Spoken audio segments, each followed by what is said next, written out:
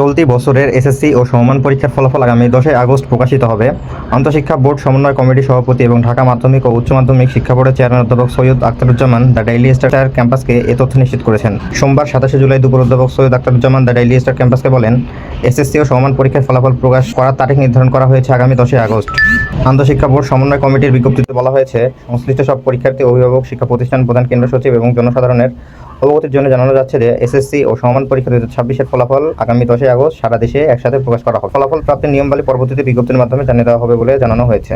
এবছর এসএসসি ও সমমান পরীক্ষা শুরু হয় 21 এপ্রিল। সাধারণ শিক্ষা বোর্ডগুলোর অধীনে লিখিত পরীক্ষা শেষ হয় 20 মে। অন্যদিকে দাখিল ও এসএসসি ভোকেশনাল পরীক্ষার লিখিত অংশ শেষ হয় 24 মে। চলতি বছর এসএসসি ও সমান পরীক্ষায় মোট 18,57,344 শিক্ষার্থী অংশগ্রহণ নিতে ফর্ম পূরণ করে। এর মধ্যে এসএসসি পরীক্ষার্থী 14,18,398 জন, দাখিল পরীক্ষার্থী 3,04,286 জন এবং এসএসসি ও দাখিল ভোকেশনাল পরীক্ষার্থী 1,34,660 জন।